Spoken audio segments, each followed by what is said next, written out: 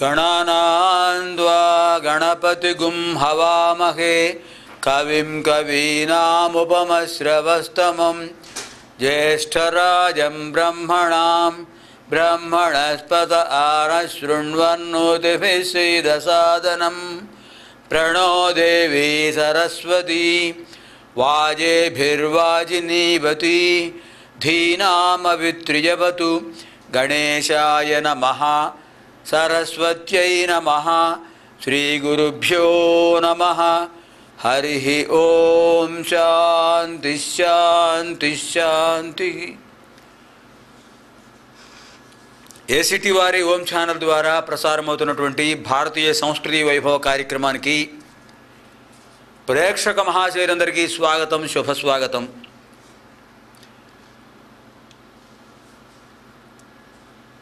గణానాన్త్వా గణపతిగుం హవామహే, ఈ ఋగ్వేద మంత్రానికి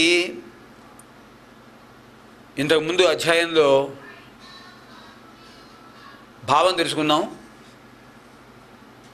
దాన్ని ఇప్పుడు ఈ ఆదివారం జరగబోతున్న, ఇప్పుడు మనం కొనసాగిస్తున్న సూక్తంలో మహాఘోర మహర్షి యొక్క కుమారుడు కణ్వ మహర్షి బ్రహ్మణస్పద మంత్రాన్ని చెప్తున్నాడు. ఇక్కడ బ్రహ్మణస్పద సూక్తం. ఈ బ్రహ్మణస్పద సూక్తంలో ఆయన చెబుతూ విద్యాదాయకుడు, విజయప్రదాయకుడు, విఘ్న వినాశకుడు అటువంటి బ్రహ్మణస్పత ఆ మహానుభావుడు మనకి అనుగ్రహం కలగజేయాలి అని చెప్తూ ఈ మంత్రంలో ప్రమథ గణాలకు అధిపతి గనక గణపతిగుం హవామహే, నిన్ను ఆరాధిస్తున్నాము. కవిం కవీనాముపమశ్రవస్తమం, ఇక్కడ కవి అంటే దేవతను అర్థం. కవీనాం ఉశనా కవి, దైవీశక్తి కలిగిన వాళ్ళు కవులు. ఆ దైవీశక్తి సంపన్నులైన దేవతల అందరికీ కూడా దివ్యశక్తిని ప్రసాదించే మహానుభావుడు కవిం కవీనాం ఉపమశ్రవస్తమం. ఆ మహానుభావుడు యొక్క దివ్యమైన వాక్కును మనం వినాలి. జ్యేష్ఠరాజం బ్రహ్మణాం, బ్రహ్మజ్ఞాన సంపన్నులు బ్రహ్మాది దేవతలందరికీ కూడా ఆదవు పూజ్యో గణాధిప గనక ముందు ఆయన ప్రథమ గణ్యుడు, అగ్రగణ్యుడు, ఆయనకు నమస్కారం. బ్రహ్మణస్పదాన శృణ్వన్నూతిభిः సీదసాదనం, ఆ మహామంత్రాలని కూడా, ఆ మంత్రాన్ని మనం వింటూ నూతిభిः సీదసాదనం, మనం ఆ ఎన్నో స్తోత్రాలు చేస్తున్నాం. ప్రణో దేవి సరస్వతి వాజేభిర్వాజినీవతి, వాక్కులకు అధిపతి ఆమె, ఆ సరస్వతీదేవి, జ్ఞాన సరస్వతి. మనం మాట్లాడే మాటలకు అధిపతి ఆవిడ అనుగ్రహంతోనే మనం మాట్లాడగలుగుతున్నాం. సరస్వతి, రసత్వం అంటే ద్రవ్యత్వం, ఒకచోట నిలవదు. ప్రవాహ స్వభావం ద్రవ్యత్వం, ప్రవహించే గుణం ద్రవ్యత్వం, రసత్వం ద్రవ్యత్వం. సమ్యక్ రసతీతి సరస్ వహతీతి సరస్వతి, సరసత్వం అస్యాస్తి సరస్వతి. అన్ని చోట్ల సమానంగా ప్రవహించేటటువంటి విద్యాతత్వం, జ్ఞానతత్వం ఎవరికి ఉందో ఆ జగన్మాత జ్ఞాన సరస్వతి. అటువంటి జ్ఞాన సరస్వతి, ఆమెకు నమస్కారం. వాజేభిర్వాజినీవతి, వాక్కులకు ఆవిడ నుంచి వాక్కులు వస్తున్నాయి. వాక్కులకు ఆవిడ అధినేత్రి. ప్రణోదేవి, అటువంటి ఆ జ్ఞాన సరస్వతీదేవికి నమస్కారము. ధీనామవిత్రియవతు, అమ్మా సరస్వతీదేవి, ఆ బ్రహ్మణస్పతి, ఆ గణపతితో పాటు నువ్వు కూడా ధీనామవిత్రియవతు, మా యొక్క బుద్ధిని వికసింపజేయాలి, మా బుద్ధిని ఆధ్యాత్మిక మార్గంలో పెట్టాలి అని ప్రార్థిస్తున్నాం ఈ మంత్రంలో. ప్రణో దేవీ సరస్వతి వాజేభిర్వాజినీవతి ధీనామవిత్రియవతు. తర్వాత మళ్ళీ ముగ్గురికి నమస్కారం చేస్తున్నాం. ధీనామవిత్రియవతు, మా బుద్ధిని వికసింపజేసి. బుద్ధి 3 రకాలుగా చెప్పుకున్నామండి. స్మృతి రతీత విషయ, మతి రాగామి గోచర, బుద్ధి తాత్కాలికీ జ్ఞేయ, ప్రజ్ఞా త్రైకాలికీ మత, ప్రజ్ఞాం నవనవోన్మేషశాలినీం ప్రతిభాం విదుహు. అది ప్రతిభాతత్వం. ఆ ప్రతిభాతత్వం ఉన్నవాళ్ళే చాలా గొప్పవాళ్ళు అవుతారు. ఈనాడు చూడండి, ఒకప్పుడు దేవాలయాల్లోనూ పీఠాధిపతులు, మఠాధిపతులు, స్వాముల వారులు, గొప్ప ఉపన్యాసకులు, ఆధ్యాత్మిక ప్రవచనం చేసేవాళ్ళు, పౌరాణికులు, వీళ్ళందరూ కూడా దేవాలయాల్లోనూ ఆధ్యాత్మిక కేంద్రాల్లోనూ కూర్చుని అనేక మందికి జ్ఞాన ప్రదానం చేశారు, ఎంతోమందికి. ఇప్పుడు ఆ కార్యక్రమం, ఆ ప్రక్రియ జరుగుతున్నది.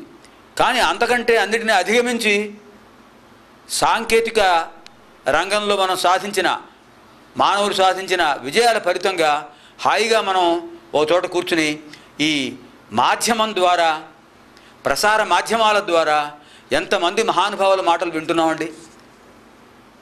మహానుభావులు నిజంగా ఆయనకు చేతులెత్తి నమస్కారం చేయాలి.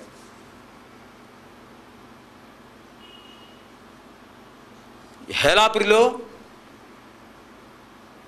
ఇంతవరకు లేనటువంటి ఒక త్రిశక్తి పీఠాన్ని నెలకొల్పారు మహానుభావులు. ఇచ్ఛాశక్తి, జ్ఞానశక్తి, క్రియాశక్తి, లలితాంబ, సరస్వతీదేవి, లక్ష్మీదేవి, మహాకాళి, మహాలక్ష్మి, మహాసరస్వతి, ఈ త్రిశక్తి స్వరూపాలని ఒకచోట ప్రతిష్ఠించి త్రిశక్తి పీఠాచార్యులైనారు మహానుభావులు. వయస్సులో చిన్నవారైనా వారికి చేతులెత్తి నమస్కరించాలి. వద్దిపర్తి పద్మాకర మహానుభావులు. త్రిభాషా సహస్రావధాని, ఎంత ధారణాశక్తి అండి. ఆ ముగ్గురు అమ్మవార్ల యొక్క అనుగ్రహ ఫలితంగానే ఆయన ఎంత ధారణ, ఎంత ఏకాగ్రత, ఎంత బుద్ధి వైభవం. ప్రతిభాశక్తి అంటే అదండి.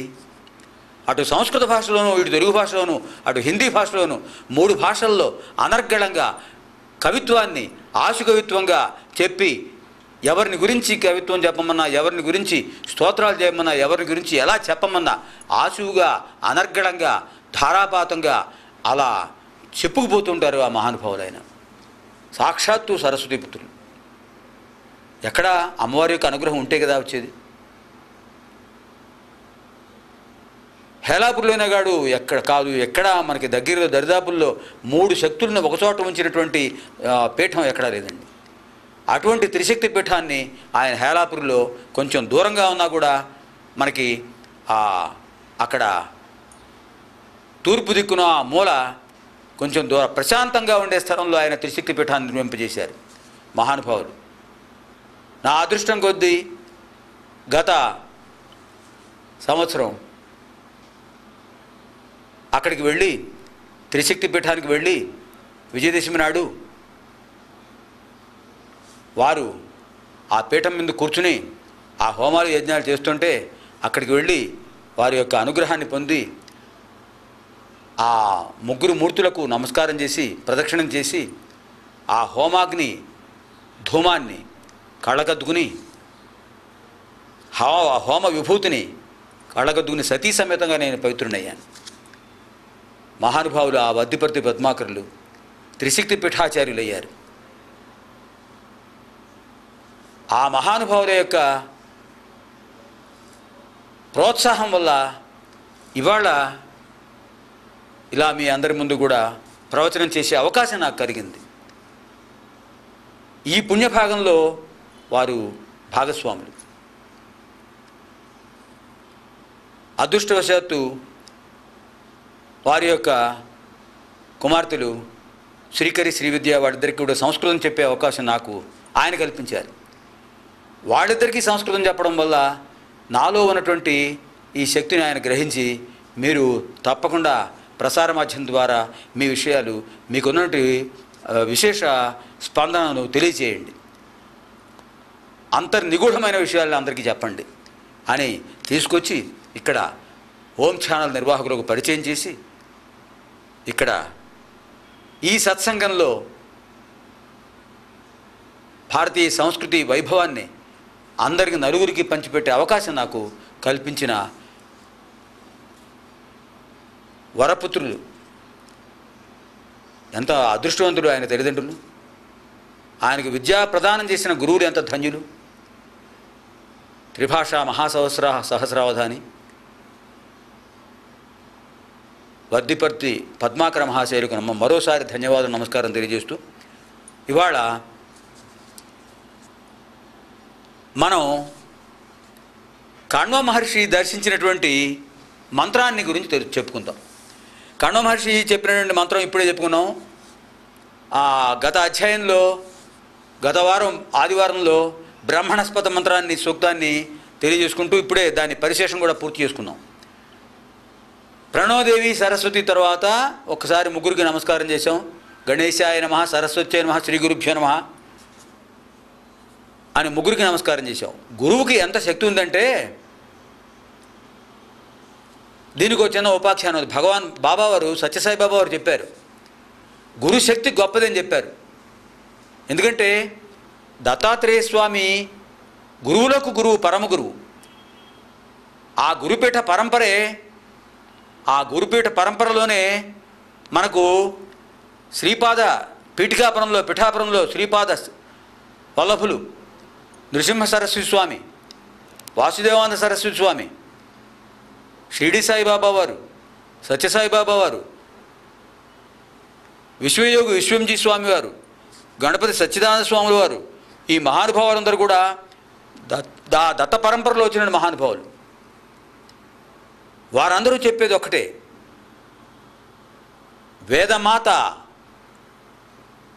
వేదమాతను యొక్క అనుగ్రహం పొందాలి, ఆ వేద విజ్ఞానాన్ని అందరికీ పంచాలి. వేద విజ్ఞానాన్ని పొందడానికి అందరూ అర్హులే, అనర్హత అయోగ్యత అనేది లేదు అని ఒక శాస్త్రవచనం చెప్పారు భగవాన్ బాబా వారు. ఏంటంటే సత్యసాయి బాబా వారు చెప్పిన శాస్త్రవచనం చాలా అమోఘమైనటువంటిది. అది ఉపనిషత్తుల్లో వాక్యాలు ఆయన అందరికీ అర్థమయ్యేట్టుగా చెప్తుంటారు. అమంత్రం అక్షరం నాస్తి, నాస్తి మూలమనౌషధం. అమంత్రం అక్షరం నాస్తి, నాస్తి మూలమనౌషధం. అయోగ్య పురుషో నాస్తి, అయోగ్య పురుషో నాస్తి. యోజకస్తత్ర దుర్లభ, యోజకస్తత్ర దుర్లభ. చూడండి ఎంత మంచి శ్లోకం. భగవాన్ బాబా వారు చాలాసార్లు ఈ విషయం చెప్పారు. అమంత్రం అక్షరం నాస్తి. మంత్రం ఎటువంటిదో, ఎంత శక్తి గొప్పది చెప్పండి. మననాత్ త్రాయతే ఇది మంత్ర, మననాత్ త్రాయతే ఇది మంత్ర. ఎంతసేపు మననం చేసే కొద్దీ దాని ఇది మనల్ని రక్షిస్తూ ఉంటుంది, అది మంత్రం. గాయంతం త్రాయతే ఇది గాయత్రి. ఎవరైతే తను గానం చేస్తున్నారో ఆ గానం చేసేవాళ్ళని, స్వరబద్ధంగా లయబద్ధంగా గానం చేసేవాళ్ళని రక్షించే మాత గాయత్రి మాత. ఆ మంత్రానికి ఆ శక్తి ఇచ్చేది మననాత్ త్రాయతే ఈ మంత్ర. మననం చేయడం వల్ల ఆ త్రాణశక్తి, రక్షణ శక్తి కల్పిస్తుంది కనుక వేదమాత, ఈ మంత్రాలన్నీ కూడా వేదమాత యొక్క అనుగ్రహమే. అటువంటి వేదమాత అందరినీ అనుగ్రహించాలని మనం ఈ రుక్కుల్లో చెప్పుకుంటున్నాం.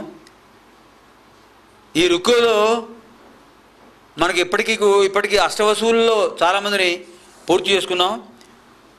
అష్టవసువుల తర్వాత ఇప్పుడు బ్రహ్మణస్పత మంత్రాన్ని చెప్పాడు ఈ కణ్వ మహర్షి. బ్రహ్మణస్పత మంత్రాన్ని తెలియజేస్తూ ఆ బ్రహ్మణస్పత సూక్తం యొక్క అర్థాన్ని వివరిస్తూ విద్యారణ్య స్వాముల వారు చెప్పారు. ఈ బ్రహ్మణస్పత అనే ఆయన అందరికీ అమృతత్వాన్ని ప్రసాదిస్తాడు. జనన మరణాలు ప్రసాదించేది మృతి, జనన మరణాలకు అతీతమైనది అమృతత్వం. త్యాగే నైకే అమృతత్వమానసు, త్యాగే నైకే త్యాగేన ఏకే, ఆ ఒక్క త్యాగం ఉండడంతోనే అమృతత్వాన్ని పొందుతారట. అటువంటి అమృతత్వాన్ని ఇచ్చేటటువంటిది ఈ శక్తి, మంత్రశక్తి. ఈ మంత్రశక్తిని మనకు అనుగ్రహిస్తూ ఇక్కడ బ్రహ్మణస్పద మంత్రం చెప్పారు. తర్వాత మనకి ఇక్కడ వరుణ మంత్రం కూడా ఇంతకుముందు అధ్యయనం చేసుకున్నాం. వరుణ మంత్రం తర్వాత ద్వాదశాదిత్యుల గురించి చెప్తున్నారండి. ఆ పరబ్రహ్మతత్వం నుంచి వచ్చినటువంటి స్వరూపాలు ద్వాదశ ఆదిత్య స్వరూపాలు ఉన్నాయండి. ఈ ద్వాదశ ఆదిత్య స్వరూపాల్లో మఘవా ధాత పర్జన్య త్వష్ట పూష అర్యమ భృగు భగ వివస్వాన్ మిత్ర తేజోనిధి అంశుమాన్ వరుణ, వీళ్ళు ద్వాదశ ఆదిత్యులు, ద్వాదశ ఆదిత్య స్వరూపాలు. ఈ ద్వాదశ ఆదిత్య స్వరూపాలు కూడా ఆ సూర్యుడి యొక్క తేజో విభవాన్ని పెంపొందింపజేస్తూ ఆ విజ్ఞానాన్ని ఏ విధంగా అయితే సూర్యుడు సరతీతి సూర్య అని చెప్పుకున్నాం, నిరుక్త వచనం నిరుక్తంలో చెప్పారు. సరతీతి సూర్య, ప్రవహింపజేసేవాడు, వ్యాపింపజేసేవాడు, తన కిరణాలతో అజ్ఞానాంధకారాన్ని పోగొట్టి జ్ఞానం అనే వెలుగును ప్రసాదించేవాడు. ఆ కిరణాల ద్వారా ఆ భగవాన్, మా సూర్యభగవానుడు, ఆయనకే మఘవుడు, ధాత, పర్జన్యుడు, త్వష్ట, పూష, ఆర్యముడు, భగుడు, వివస్వంతుడు, మిత్రుడు, తేజోనిధి, వరుణుడు, అంశుమంతుడు, ఇన్ని పేర్లు ఉన్నాయి. 12 పేర్లు ఉన్నాయి. 12 స్వరూపాలుగా ఆయన ప్రకాశిస్తున్నాడు. సరతీతి సూర్య అనే మనకి వ్యుత్పత్తి కూడా ఆయన వల్లే వస్తుంది. అటువంటి ఆ భానుడు మనకి విద్యాదాత కూడా ఆయనే. ఎందుకంటే మనం ఇంతకుముందు హనుమ జయంతి విషయం చెప్పుకుంటూ హనుమంతుడు ఆ సూర్యభగవానుడి దగ్గర చతుర్దశ విద్యలు నేర్చుకున్నాడు చెప్పుకున్నాం. అంటే సూర్యభగవానుడు ఆరోగ్య ప్రదాతే కాదు, విజ్ఞాన ప్రదాత కూడా.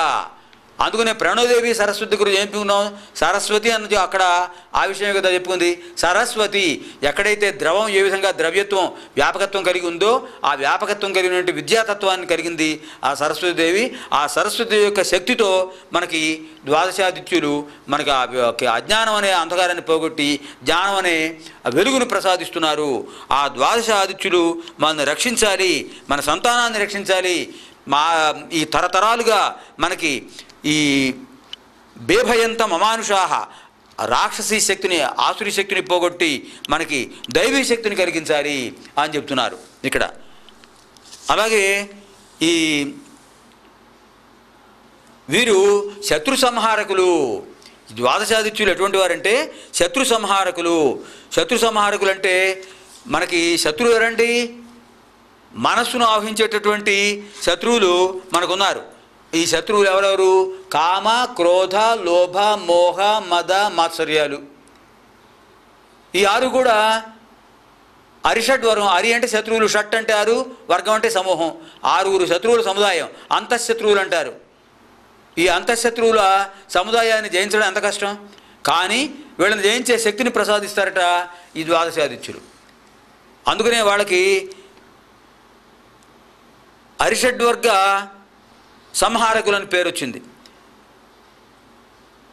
ఈ అరిషడ్వర్గ సంహారకులుగా వీరు ఈ ద్వాదశాదిత్యులు మనకు ఎంతో శక్తిని ప్రసాదిస్తున్నారు.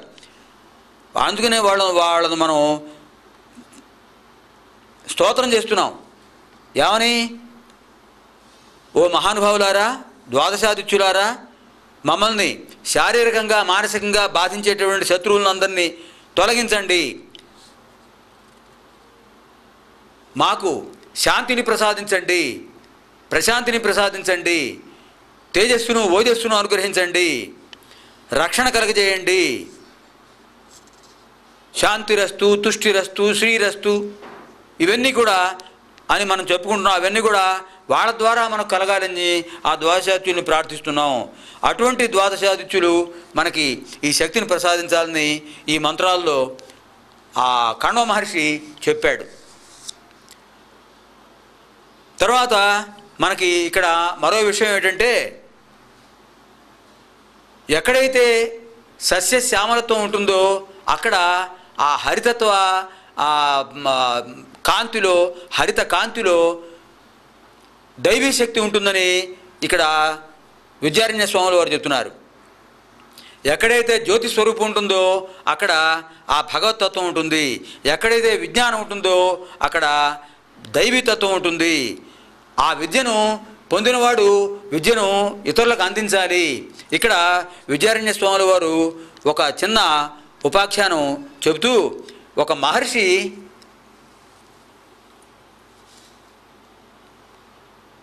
తన శిష్యులకు వేదమంత్రాలు చెప్తూ ఉన్నాడు. వేదమంత్రాలు చెప్తూ ఆయన చెప్పాడు, నాయనా, నేను ఏవైతే మంత్రాలు మీకు చెప్తున్నానో ఆ మంత్రాలు మీరు అనుష్ఠించండి, ఆచరించండి. నాలాగానే మీరు విద్యాదానం చేయండి. విద్యాదానం ద్వారా మీరు విజ్ఞానం పొందండి, జీవితాంతం విజ్ఞానం పొందుతూ ఉండండి అని చెప్పారట ఆయన. ధౌమ్య మహర్షి, ఆ ధౌమ్య మహర్షి ఆ విధంగా చెప్పిన తర్వాత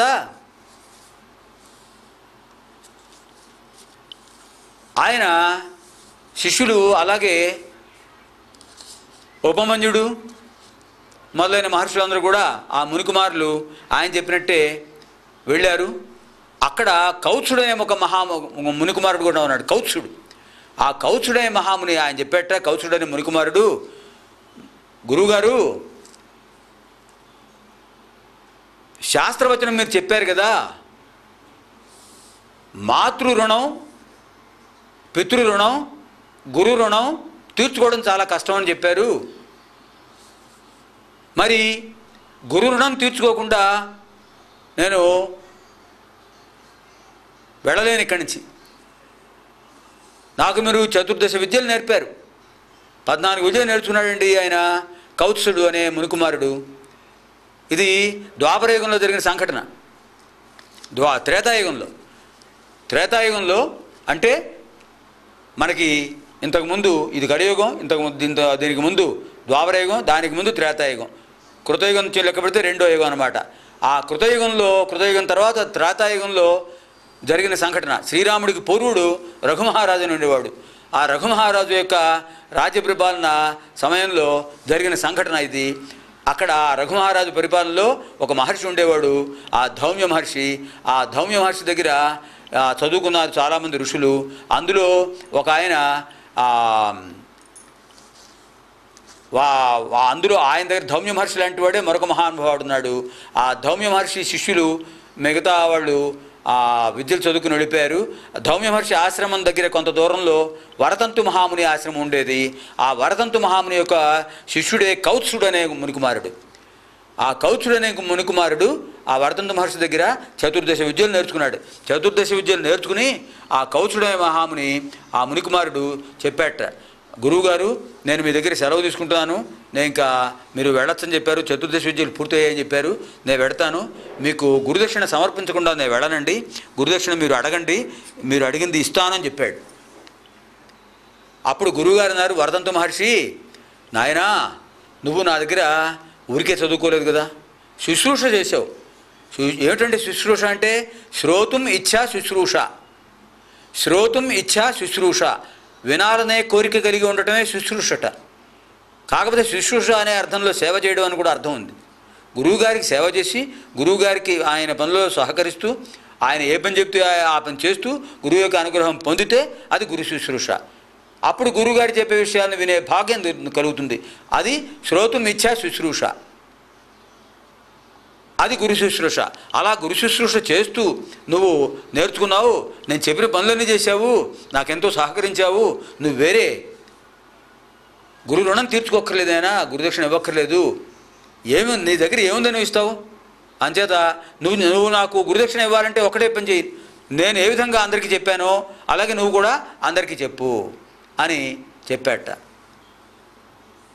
కానీ వీడు ఒప్పుకోకుండా, అలా కాదు మహానుభావ గురువుగారు, మీరు ఏమైనా చెప్పండి, శాస్త్రవచనం నేను పాటించి తీరుతాను, మీకు గురుదక్షిణ సమర్పించకుండా నేను వెళ్ళను ఇక్కడి నుంచి అని చెప్పేటప్పటికి ఆయన విసిగిపోయి, ఏమిట్రా నాయన నన్ను విసిగిస్తున్నావు, నేను అక్కర్లేదని చెప్పా కదా అని చెప్తే, అలా కాదు మీరు తీసుకోవాల్సిందే అని అంటే ఆయన అన్నట్ట, అలాగైనా వాడు మానుకుంటాడేమో అని, సరే విను, నా దగ్గర 14 విద్యలు నేర్చుకున్నావు కనుక 14 కోటి సువర్ణాలు గురుదక్షిణగా సమర్పించు అని చెప్పాట. సామాన్య విషయమా చెప్పండి? 14 కోటి సువర్ణాలంటే వాడు ఎక్కడి నుంచి తగలడు?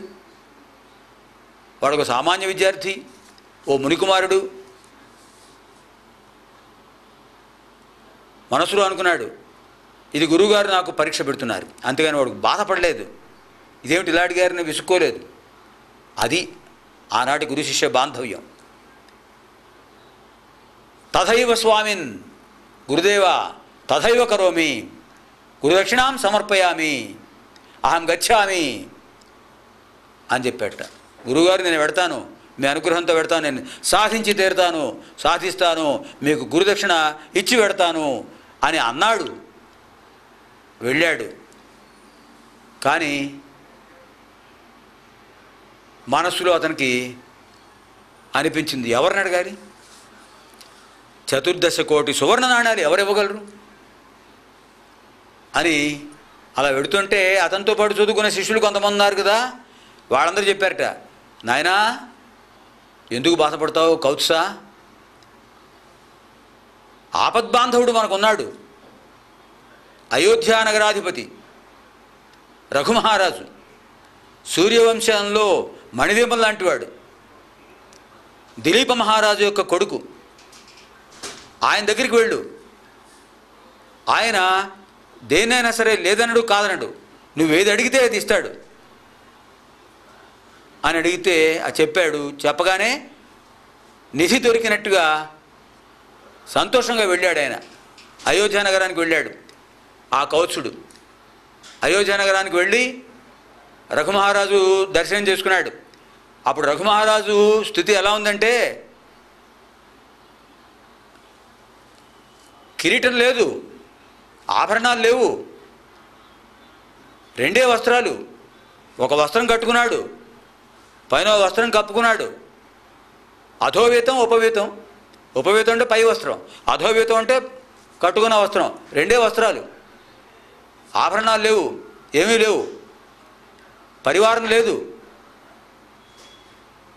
ఆయన తేజస్సును బట్టి ఆయన రాజు అని గ్రహించాడు. ఇదం బ్రాహ్మ్యం ఇదం క్షాత్రం అన్నట్టుగా గొప్ప క్షత్రియ తేజస్సు విరిగిపోతున్నాడు క్షత్రియ తేజస్సుతో రఘుమహారాజు. అంత శక్తి ఆయనకి ఎలా వచ్చిందంటే, నందినీ ధేనువును సేవించి 21 రోజుల పాటు సుదక్షిణాదేవి, దిలీప మహారాజు అంటే రఘుమహారాజు యొక్క తల్లి తండ్రి, ఆ ఇద్దరు కూడా వశిష్ఠ మహాముని యొక్క ఆదేశంతో ఆ కామధేను యొక్క పుత్రికైన నందిని ధేనువును ఆరాధించి 21 రోజుల పాటు ఆ నందిని ధేను యొక్క అనుగ్రహంతో ఆ బ్రహ్మ తేజస్సును పొంది ఆ పుత్రుడిని పొందారు వాళ్ళు. అంత తేజస్సు అక్కడి నుంచి అవుతుంది. ఆ సూర్య తేజస్సే రఘువు. అటువంటి మహానుభావుడు వెలిగిపోతున్నాడు. ఆయన చూసి నమస్కారం చేశాడు శిష్యుడు. ఆయన ప్రతి నమస్కారం చేసి, మహానుభావ, ఓ మునికుమారా, ఎందుకు వచ్చావు నాయన ఇక్కడికి, కూర్చో నువ్వు అని అక్కడ కుశాసనం చూపించాడు. దర్భాసనం. మామూలుగా సింహాసనాలు ఉంటాయి, సింహాసనాలు కూడా లేవు, దర్భాసనాలు ఉన్నాయి. ఆ దర్భాసనం మీద కూర్చోమన్నాడు. ఓ మట్టి పాత్రతో తీసుకొచ్చాడు, మట్టి పాత్రతో నీళ్లు తీసుకొచ్చాడు. ఆ మట్టి పాత్రతో తీసుకొచ్చి మృణ్మయ పాత్ర అంటారు మట్టి పాత్ర. ఆ మృణ్మయ పాత్రతో నీరు తీసుకొచ్చి, నాయన అర్ఘ్యం దదామి, పాద్యం దదామి, అర్ఘ్యం ప్రదాస్యామి, అర్ఘ్యం స్వీకురు, నాయన మంచినీడు కాళ్ళు కడుక్కో, మంచినీడు తీసుకో అని చెప్పి స్వయంగా ఆయన పాదాలు కడిగి ఆయనకు మంచి తీర్థం తీసుకోమని ఆ మట్టి పాత్రలో ఇచ్చేటప్పటికి నిర్విణ్ణుడైపోయాడు కౌత్సుడు. ఏమిటి, అయోధ్య నగరాధిపతి మట్టి పాత్రతో ఉన్నాడు, ఆభరణాలు లేవు, కిరీటం లేదు, ఇది పరిస్థితి ఏమిటని అనుకున్నాడు. అనుకుంటే ఏమిటి దీనికి సమాధానం? అప్పుడు మహారాజు చెప్పాడు, నాయనా కూర్చో, నేను ఫలాలు తీసుకొస్తాను, ఆ పండ్లు ఆహారంగా తీసుకొని ఫలాహారం తీసుకొస్తాను అని చెప్పాడు. ఆహారం ఫలాహారం, మరి అది వికృతి పొంది పలహారం అయిపోయింది. ఎందుకు పనికినే పదం ఇది. ఆహారం ఫలాహారం, పండ్లు ఆహారంగా తీసుకోవాలి. అంతేగాని పలహారం పేరుతో ఓ డజన్ ఇడ్లీలను ఓ 20 దోశలు తినడం అది కాదు కదా, ఆరోగ్యాన్ని నశింపజేసేది. ఆహారం, అపక్వమైన ఆహారం ఫలాహారం, పక్వము కాని ఆహారం శక్తినిస్తుంది. ఆ ఫలాహారం తీసుకొస్తాను కూర్చోమని చెప్పాడు ఆయన. కూర్చోమని చెప్పేసి ఆయన పండ్లు తీసుకురావడానికి వెళ్ళాడు. ఈ లోపల అక్కడ కొంతమంది భటులుంటే అడిగాడు, ఏమిటి నాయనా మహారాజు ఆభరణాలు లేకుండా ఉన్నాడు అని అంటే వాళ్ళు చెప్పారట, నాయనా ఆయన విశ్వజిత్ యాగం చేశాడు రఘుమహారాజు. ఆ విశ్వజిత్ యాగం చేసి ఆ విశ్వజిత్ యాగంలో విశ్వం జేత్తీతి విశ్వజిత్, ఆ విశ్వాన్ని జయించి, అంటే లోకంలో ఆ భూలోకంలో ఉన్న రాజులందరినీ జయించి వాడిచ్చిన కానుకలు పొంది ఆ కానుకలందరినీ అన్నీ దానం చేసి తను సంపాదించిన దానం చేసి ఆ విశ్వజిత్ యాగం జరిగిన నాళ్ళు కూడా లేదనకుండా కాదనకుండా ఎవరు ఏది అడిగినా ఇచ్చేసి పూర్తిగా ఆ విశ్వజిత్ యాగాన్ని పూర్తి చేసి అవభృత స్నానం చేసి పవిత్రుడైన ఒట్టి చేతులతో ఉన్నాడు. ఆయన దగ్గర ఏమీ లేదు. అందుచేత ఆయన మృణ్మయ పాత్రతో మీకు అర్ఘ్యం ఇచ్చాడు. మీ దురదృష్టం ఏంటంటే విశ్వజిత్ యాగం అయిపోయిన తర్వాత మీరు వచ్చారు, ఇప్పుడు ఇవ్వడానికి ఆయన దగ్గర ఏమీ లేదు అని వాడు చెప్పారు. ఈ లోపల మహారాజు వచ్చాడు. రఘుమహారాజు పండు తీసుకోమన్నాడు. ఒక పండు తీసుకున్నాడు. మహారాజా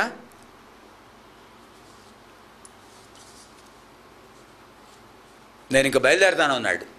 అదేమిటి నాయన, కూర్చో, గురువుగారు వరదంత మహర్షి బాగున్నారా, యజ్ఞాలు సాగుతున్నాయా, శిష్యులకు అధ్యయన అధ్యాపన ప్రక్రియలన్నీ బాగా జరుగుతున్నాయి కదా, యజ్ఞాలు హోమాలు అలాగే ఆ గోసంపద అంతా పరీక్షింపబడుతుంది కదా, నీ చదువు పూర్తయిందా అని అడిగాడు. అంతా బాగానే ఉంది స్వామి మహారాజా, నేను బయలుదేరుతాను అని అంటే, అలా కాదు, మీరు ఏదో కోరిక మీద వచ్చారు, మీ కోరిక తీరకుండా ఎలా బయలుదేరుతారు, ఏది ఆశించి వచ్చారు అని అంటే, నేను మరో రాజు దగ్గరికి పెడతానండి, మిమ్మల్ని మీరు మృణ్మయ పాత్రతో నాకు అర్ఘ్యం ఇచ్చినప్పుడే మీ పరిస్థితి నాకు అర్థమైంది, నేను ఏం అడగను మిమ్మల్ని అని అంటే, అలా కాదు, నా దగ్గరికి వచ్చిన వాడు ఒట్టి చేతులతో వెళ్ళడానికి వీల్లేదు, కోరిక తీరకుండా వెళ్ళడానికి వీల్లేదు, ఏం కావాలో అడుగునాయనా అని చెప్తే, మహారాజా మీరు అన్యథా భావించకుండా నా మాట వినండి, జరిగిన విషయం ఇది, మా గురువుగారు వద్దు, నువ్వు నేర్చుకున్న విద్యలు మరొకరికి నేర్పు, అదే నాకు ఇచ్చే గురుదక్షిణ అని చెప్పినా కూడా ఆయన విసిగించి బాధ పెట్టాను.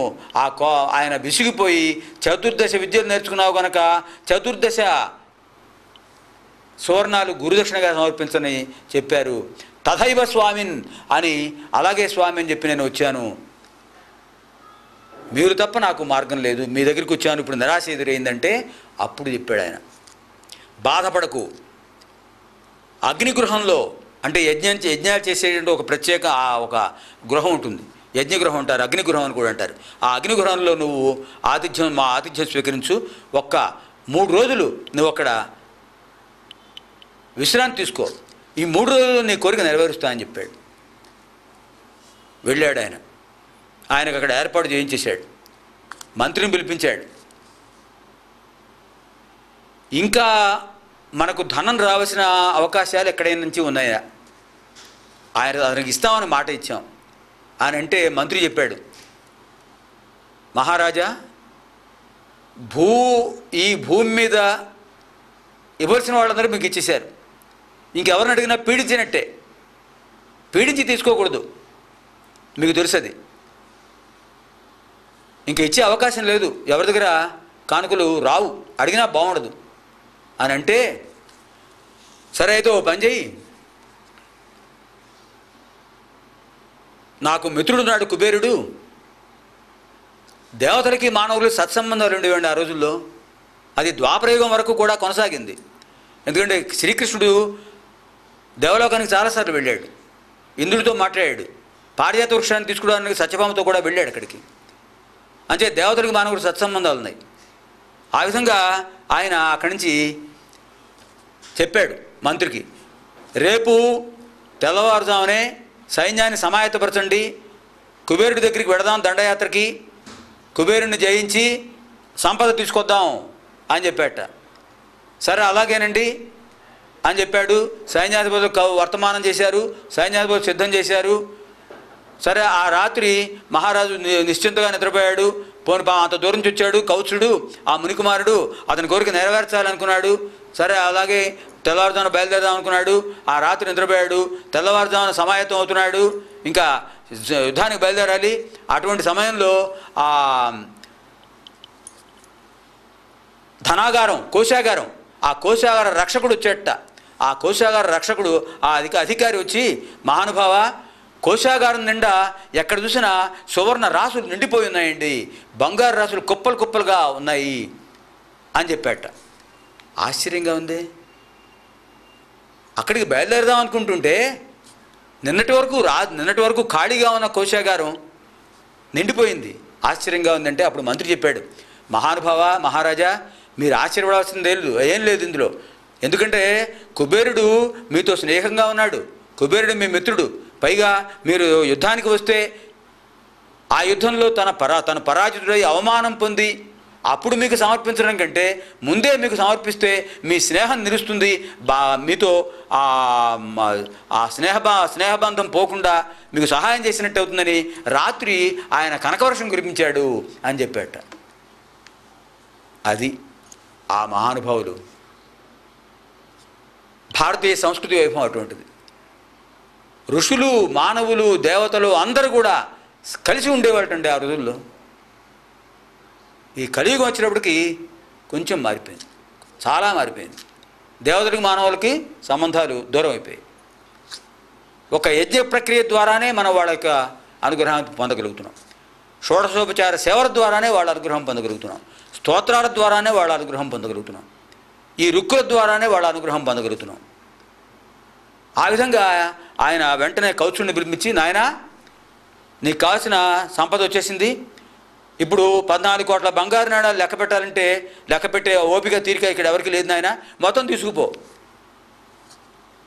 ఏనుగుల మీద, ఒంటెల మీద మూటలు కట్టించేసి పంపించేస్తా అన్నాడు. ఆయన అంటాడు, నాకెందుకు అయ్యా బాబు మహారాజా, నాకు కావాల్సింది 14 కోట్ల బంగారు నాణాలు, పైన ఒక్క నాణ్యం కూడా నాకు అక్కర్లేదు, నేనేం చేసుకుంటాను? అక్కర్లేదు అంటే నీకోసం వచ్చే గనక నువ్వు మొత్తం తీసుకెళ్ళి నాకు అక్కర్లేదు ఆయన అంటున్నాడు. ఈ విధంగా అప్పుడు మంత్రి అన్నాడు, మీ మధ్య నేను ఒక చిన్న మాట చెప్తాను, ఏం లేదు, మొత్తం మీరు తీసుకెళ్ళండి.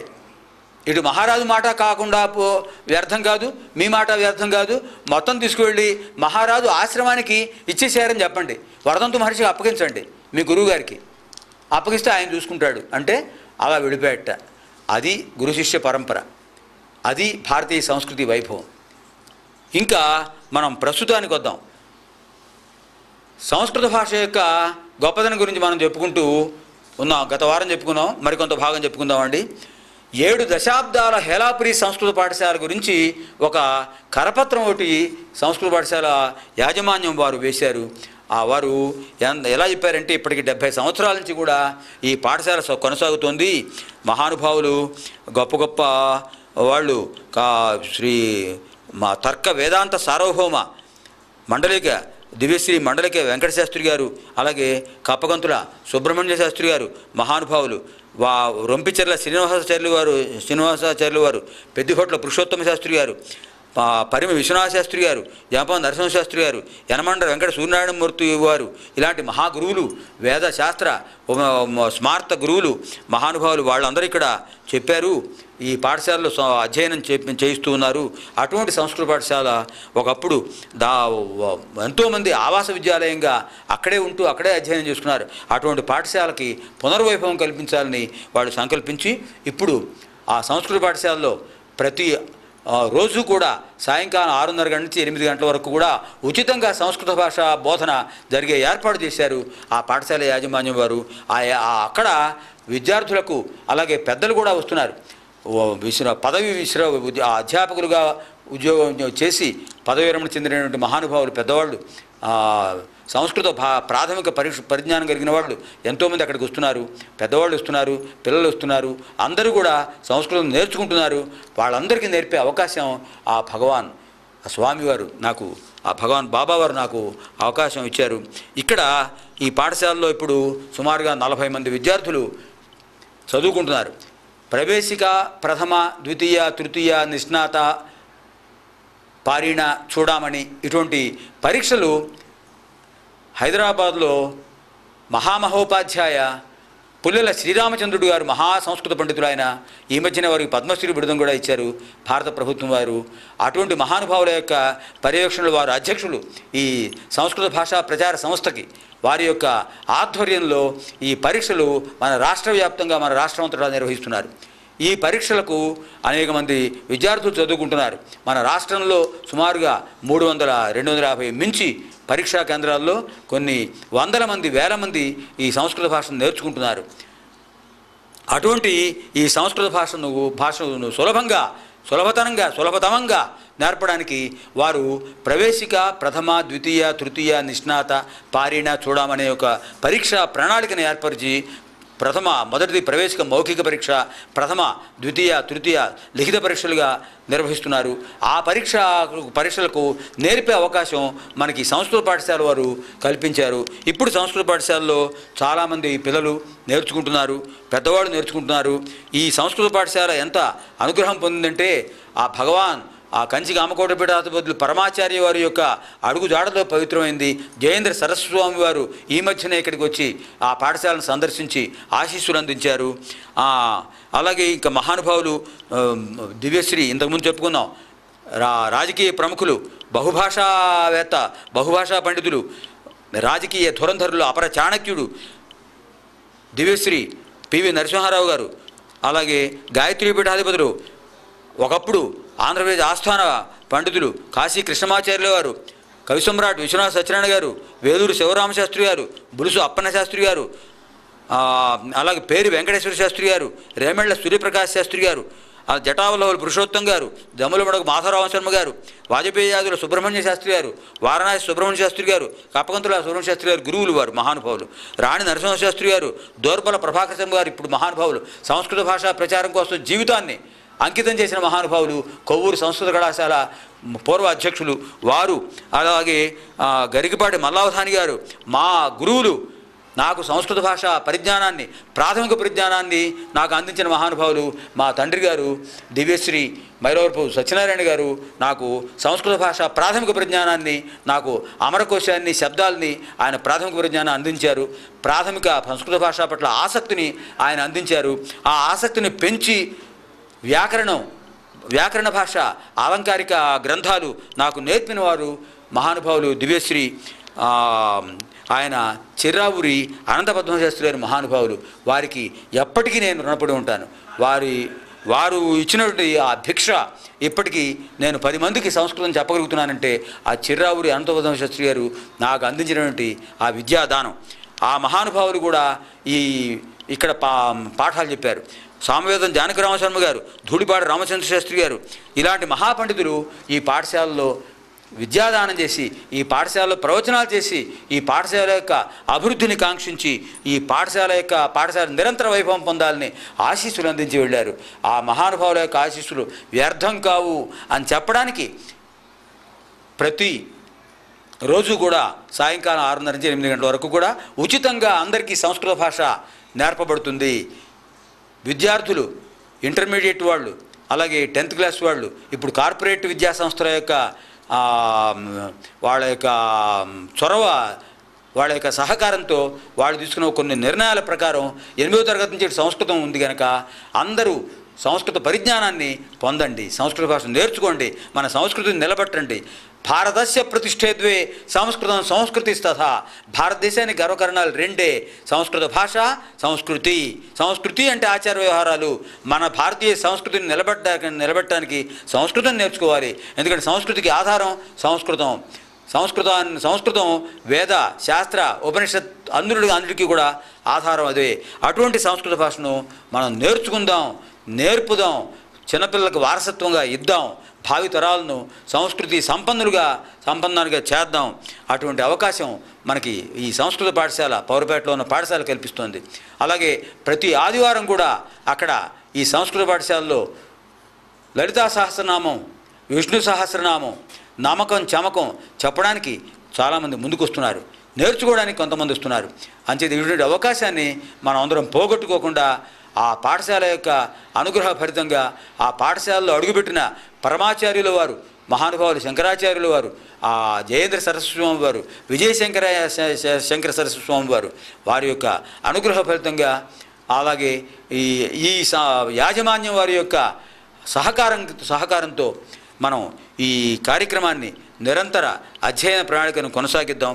అటువంటి సంస్కృత భాషలో ఇంతకుముందు మనం కొన్ని పదాలు చెప్పుకున్నాం. సహా అతడు వాడు, అహం నేను, త్వం నీవు, సా ఆమె, అయం ఇతడు, ఇయం ఈమె, త్వం నీవు, యూయం మీరందరూ,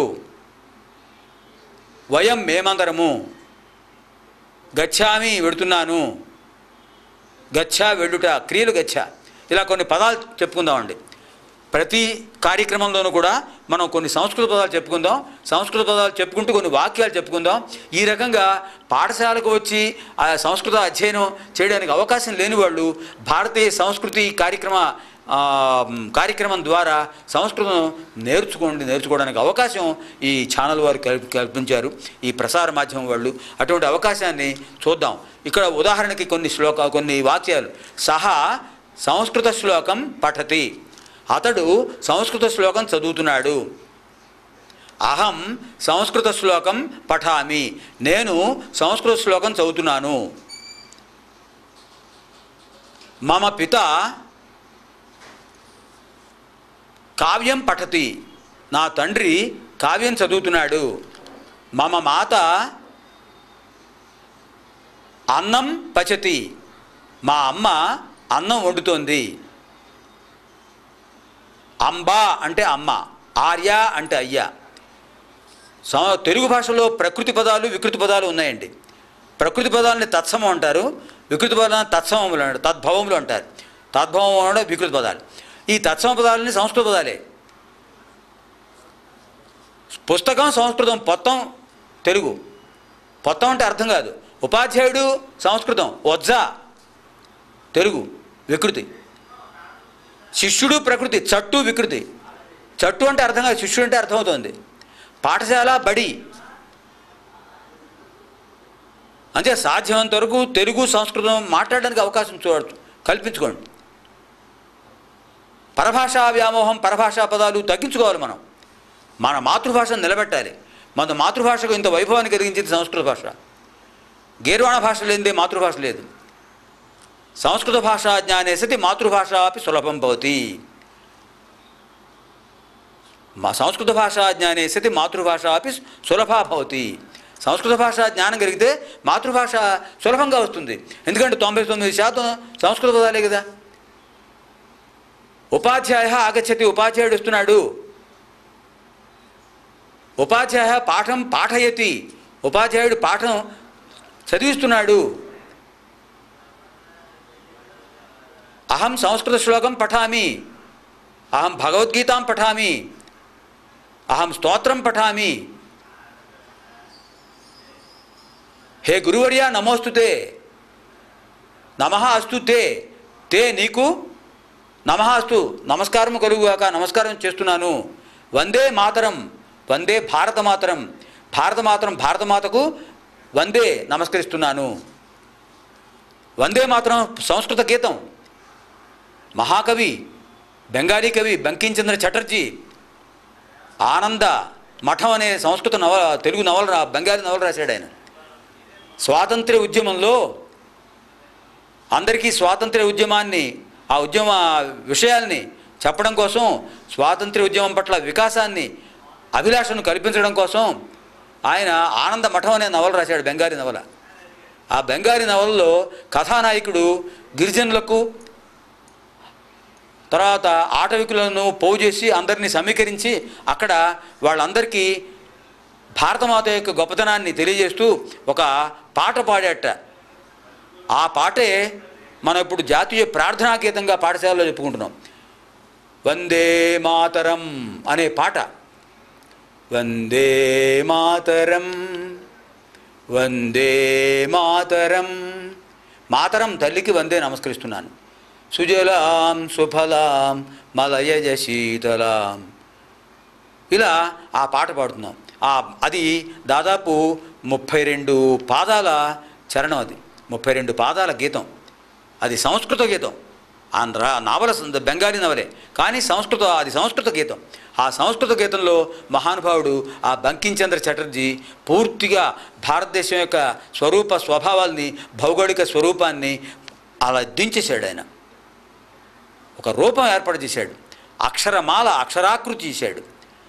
ఆ అక్షరాకృతిని మనకు తెలియకుండానే ఆ భారతమాత యొక్క స్వరూపాన్ని వందే మాతరం గీతంలో పాడుతున్నాం. ఏ కార్యక్రమమైనా వందే మాతరం ప్రార్థన లేకుండా మొదలుపెట్టకూడదు. ఇది భారతదేశం యొక్క రాజ్యాంగంలో ప్రాథమిక సూత్రం. జాతీయ ప్రార్థన లేకుండా కార్యక్రమం ప్రారంభం చేయకూడదు. జాతీయ గీతం లేకుండా, జనగణమన బెంగాలీ గీతం రవీంద్రనాథ్ ఠాగూర్ రచించాడు, అది లేకుండా ముగించకూడదు. ఇది మన ప్రాథమిక సూత్రం. ఎంతమంది పాటిస్తున్నాం? పాటించాలి. అది మన విధి. బంకించంద్ర చటర్జీ ఆ పాట రాశాడు. ఆ వందే మాతరం ఎంత ఉద్యమంగా తయారైందంటే, వందే మాతరం వందే మాతరం అనే ఆ ఉద్యమంతో స్వాతంత్ర్య యోధులు ఆ విధుల్లో తిరుగుతుంటే, ఆ వందే మాతరం అనే పాటతో వీళ్ళ ఐకమత్యం ఎక్కువైపోతుందని వందే మాతరం అంటే చాలు లాఠీతో కొట్టేవాళ్ళ బ్రిటిష్ వాళ్ళు. అది ఒక ఉద్యమంగా వచ్చేసింది. అంత ఉత్సాహాన్ని నెలకొల్పినవాడు బంకించంద్ర చటర్జీ. ఆ వందే మాతరం ఆ పాటకి స్వరాలు కల్పించి దాన్ని ఒక రాగయుక్తంగా పాడి, ఈ పాటను ఈ రాగంలో పాడాలి అని మనకు అందించినవాడు రవీంద్రనాథ్ ఠాగూర్. ఒకసారి కాంగ్రెస్ మహాసభలో అక్కడ కార్యక్రమం జరుగుతోంది. ఆ కాంగ్రెస్ మహాసభలో ఆ మహానుభావులందరూ కూడా, గాంధీ గారు, జవహర్లాల్ నెహ్రూ గారు, వాళ్ళందరూ కూడా చెప్పారట, ఒక మంచి ప్రార్థనా గీతం కావాలి మనకి అని అంటే, అప్పుడు బంకించంద్ర చటర్జీ గారి ఈ పాట వందే మాతరం పాట బాగుంటుందని చెప్పి, అప్పటికే బంకించంద్ర చటర్జీ, ఆ బంకించంద్రుడు వయోవృద్ధుడు, పెద్దవాడు, 70 ఏళ్ళ వాడు, రవీంద్రనాథ్ ఠాగూర్ యువకుడు. ఆయన ఈ సభలో ఆ వందే మాతరం పాట తీసుకుని రాగయుక్తంగా పాడాట. అప్పటి నుంచి ఆ పాట ఆయన ఏ పాట శైలిలో పాడాడో ఇప్పటికి మనం వందే మాతరం అదే శైలిలో పాడుతున్నాం. అది సంస్కృత భాషా వైభవం. వందే మాతరం పూర్తిగా సంస్కృత గీతం. అలాగే తర్వాత ఒక జాతీయ గీతం కూడా కావాలంటే అప్పటికప్పుడు ఆయన రాశాడు, ఆయన జనగణమన గీతాన్ని. అటువంటి మహానుభావులు పుట్టిన భారతదేశం. అటువంటి భారత మాతకు నమస్కారం.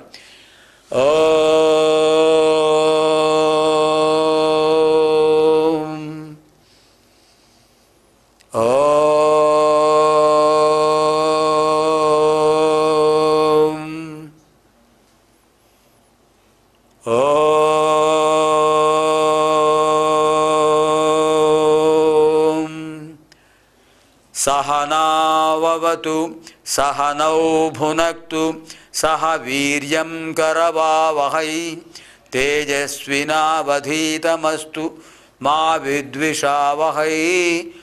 ओम शांति शांति शांति।